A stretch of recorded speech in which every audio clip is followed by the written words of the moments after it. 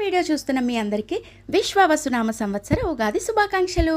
నేనైతే ఈరోజు ఉదయాన్నే దీపం వెలిగించుకొని కమ్మని పాయసంతో చాలా సింపుల్గా పూజ ముగించానండి. ఫస్ట్ టైం అనమాట.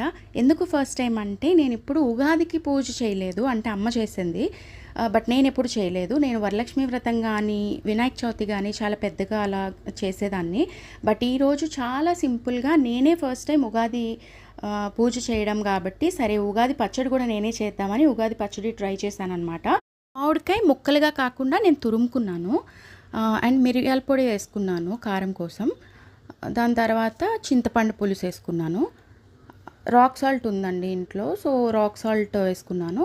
దాని తర్వాత మామిడికాయ తురిమిన ఆ పొడి అది వేసుకున్నాను.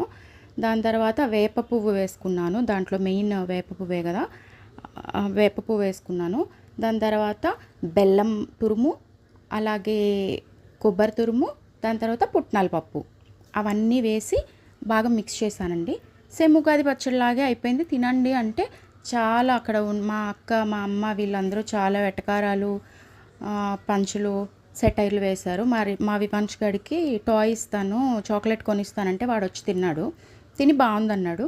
బాగుందనడంతో నేను అత్యుత్సాహంతో మళ్ళీ ఇంకొకసారి తినరా, ఇంకో చాక్లెట్ కొనిస్తానని అన్నాను.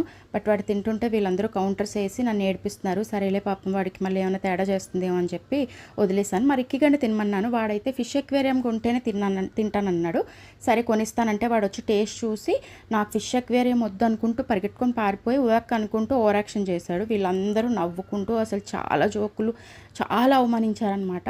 దాని తర్వాత వాళ్ళందరైనా నువ్వు తినవా అని చెప్పి బలవంతంగా నా చేత టేస్ట్ చేపిస్తే నేను టేస్ట్ చూశాను. అప్పుడు నాకు అర్థమైంది నాకు ఉగాది పచ్చడి చేయడం రాదు అని. సీన్ మీకు అర్థమైపోయి ఉంటుంది. నెక్స్ట్ ఏం జరిగి ఉంటుంది అని ఊహించుకోండి.